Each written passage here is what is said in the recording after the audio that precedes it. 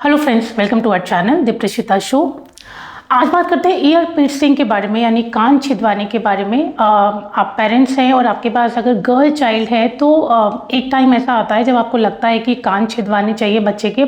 या फिर क्या होता है कि बच्चा जैसे जैसे बड़ा होता है तो बच्चा जब मदर को देखता है या बाकी सब लोगों को देखता है इयररिंग्स वगैरह पहने हुए, तो बच्चे को काफ़ी इच्छा होती है कि बच्चे को जो है ईयर पियर्सिंग करवाना है। आज इसी बारे में हम बात करेंगे कि ईयर पियर्सिंग जो है बच्चे को आपको कब करवाना चाहिए, यानी कान कब छिदवाने चाहिए, और जब आप छिदवाते हैं तो क्या क्या तरीके हैं जिससे आप कान छिदवा सकते हैं और क्या क्या चीज़ों का आपको ध्यान रखना चाहिए। इन सब के बारे में वीडियो में बात करेंगे। और वीडियो को शुरू करने से पहले आपसे रिक्वेस्ट करूंगी, चैनल पर नए हैं तो प्लीज़ चैनल को सब्सक्राइब कर लीजिए, साथ में बेल आइकन दिया हुआ है उसको प्रेस कर लीजिए ताकि आने वाले टाइम में जितने भी वीडियोस पोस्ट होते हैं चैनल पे उनका नोटिफिकेशन आपको टाइम से मिल जाए। तो बात करते हैं ईयर पियर्सिंग के बारे में। सबसे पहले मैं यहाँ बात करना चाहूँगी कि राइट एज क्या है, किस एज में आपको ईयर पियर्सिंग कराना चाहिए। यूजुअली क्या होता है कि कुछ लोगों के यहाँ पे ट्रेडिशन होता है, कई बार 6 मंथ्स पे कुछ लोग जो हैं बच्चे को कान छिदवाते हैं, कुछ कस्टम्स वगैरह होते हैं। बट अगर आपके यहाँ पे ऐसा है तो आप तब कर सकते हैं, बट मैं कहूँगी कि आप डॉक्टर से एक बार एडवाइस ज़रूर ले लें। बट अगर हम राइट एज की बात करें तो मैं यही कहूँगी कि आपको थोड़ा सा वेट करना चाहिए। वेट मतलब जब आपका बच्चा 3, 4 या 5 साल का हो जाए, बच्चा थोड़ा सा समझदार हो जाए, बच्चे को इसकी थोड़ी सी नॉलेज हो जाए। क्योंकि मैं आगे बात करूँगी कि क्या क्या चीज़ों का ध्यान रखना है, वो तभी आप रख सकते हैं जब बच्चा थोड़ा सा मैच्योर आपका हो जाए। और बच्चा काफ़ी बड़ा भी हो गया है, मतलब 9 से 10 साल तक का भी हो गया है तो भी कुछ प्रॉब्लम नहीं है। आज का टाइम ऐसा है जब बच्चे खुद थोड़ा सा मैच्योर हो जाए, बच्चे समझ जाए कि ये चीज़ उनको करवानी है, ईयर पियर्सिंग उनको कराना है, उस टाइम पे आप कराएं तो वो बहुत ज़्यादा अच्छा होता है।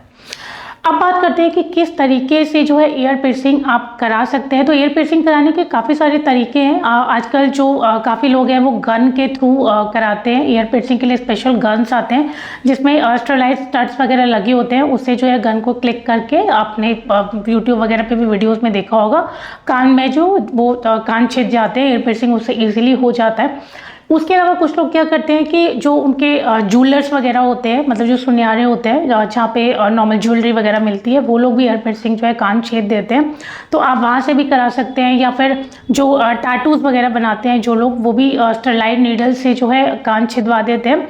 और एक ऑप्शन ये भी है कि आजकल काफ़ी लोग जो है बच्चे की सेफ्टी को देखते हुए डॉक्टर से ईयर पियर्सिंग करवा रहे हैं, डॉक्टर से कान छिदवा रहे हैं, तो आप वो भी कर सकते हैं।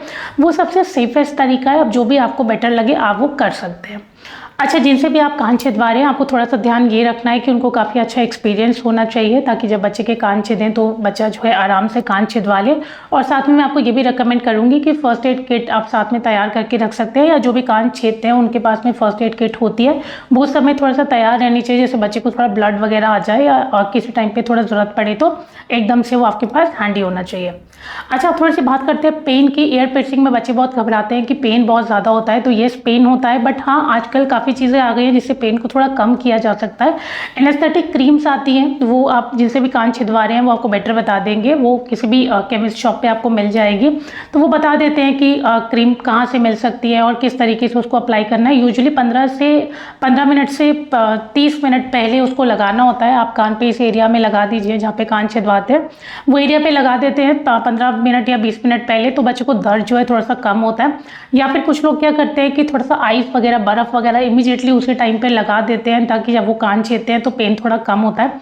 अच्छा, यहाँ मैं ये बता दूं कि ये दोनों ही तरीकों से पेन थोड़ा कम होता है, बट ऐसा नहीं है कि बिल्कुल पेन नहीं होगा। तो थोड़ा बहुत आपको बच्चे को प्रिपेयर करना पड़ेगा और खुद को भी प्रिपेयर करना पड़ेगा, क्योंकि बच्चे को जब पेन होता है तो काफ़ी दर्द हमें भी होता है, तो थोड़ा बहुत दर्द होगा। और इनफैक्ट जब आप एनेस्थेटिक क्रीम लगाएंगे तो थोड़ा सा कम दर्द होगा, लेकिन जब जैसे उसका असर खत्म होता जाएगा वो पेन थोड़ा सा बढ़ेगा बच्चे को। तो तभी मैं कह रही थी कि बच्चा इतना मैच्योर होना चाहिए कि इन चीज़ों को थोड़ा सा समझ सके कि बाद में थोड़ा दर्द हो सकता है। और जैसे मैंने बताया, जब कान छिद रहे होंगे तो हल्का पेन होगा, आप कुछ भी लगा ले कान में, तो बच्चे को आप थोड़ा सिर पकड़ सकते हैं, बच्चे को समझा सकते हैं, बच्चे का थोड़ा सा ध्यान डाइवर्ट कर सकते हैं। तो ये चीज़ों में आपको थोड़ा सा हेल्प करना पड़ेगा बच्चे को। अब बात करते हैं कि कौन कौन से मेटल्स आप यूज़ कर सकते हैं जब आप बच्चे के कान छिदवाते हैं। तो यूजुअली हम लोग गोल्ड ही प्रेफर करते हैं जब बच्चे के कान छिदवाते हैं। नहीं तो आप जैसे सर्जिकल स्टेनलेस स्टील की नीडल्स होती हैं, कई बार वो भी जैसे डॉक्टर्स करते हैं या जो टैटूज वगैरह वाले करते हैं, तो आप वो भी कर सकते हो। या फिर टाइटेनियम है, प्लेटिनम है, गोल्ड है, ये सब आप यूज़ कर सकते हो।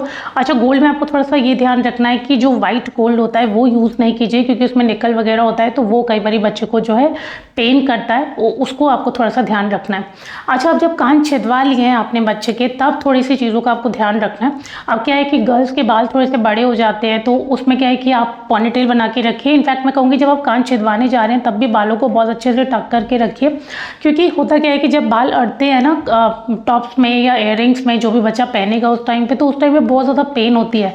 तो एज ए मदर आपको थोड़ा सा ध्यान रखना पड़ेगा कि जब आप कॉम्ब वगैरह भी करें या जब बच्चा खेल रहा है तो बाल वगैरह बिल्कुल भी नहीं अड़ने चाहिए। कपड़े वगैरह भी इस तरीके से बच्चों को पहनाएं कि वो कान में बिल्कुल अड़े नहीं। जैसे बच्चों के जो थोड़े टाइट नेक होते हैं उस टाइम पे वो कपड़े थोड़े से अवॉइड कीजिए ताकि बच्चों को पेन वगैरह ना हो, वो चीज़ का थोड़ा सा ध्यान रखना है। अच्छा, इसलिए भी कहते हैं कि बच्चा थोड़ा बड़ा होना चाहिए, क्योंकि होता क्या है कि बच्चे खेलते हैं, हाथ गंदे हो जाते हैं और वो हाथों को बार बार कान पे लगाते हैं क्योंकि पेन वगैरह हो रहा होता है, इचिंग हो रही होती है। तो हाथ कानों को लगाना बिल्कुल नॉर्मल होता है। उससे क्या होता है कि इन्फेक्शन जल्दी डेवलप होता है। अब बच्चा आपका इतना मैच्योर है कि बच्चा बार बार हैंड वॉश कर सकता है या फिर कानों को हाथ ना लगाए, मतलब किसी भी तरीके से ईयर को आपको कानों को जो है बिल्कुल साफ रखना है। उस एरिया को जहाँ पे भी कान छिदवाया आपने वो बिल्कुल साफ रहना चाहिए, डर्टी नहीं होना चाहिए, जिससे इन्फेक्शन से बच पाएँ आप। अच्छा, जिनसे भी आप कान छिदवा रहे हैं वो आपको प्रोसेस बता देंगे कि किस तरीके से कान आपको साफ़ करते रहना है। वो काफ़ी तरीके होते हैं, वो आपको बेटर वे में बता पाएंगे। तो पूरे दिन में 2 बार वो कान को साफ़ करना होता है। कुछ लोग सॉल्टेड वाटर से करते हैं, मैं आपको यहाँ पे एग्जैक्टली नहीं बता रही हूँ, क्योंकि जिनसे भी आप कान छिदवाएंगे उनसे आप पूछ लीजिएगा। तो वो आपको कानों को बार बार से साफ़ करते रहना है।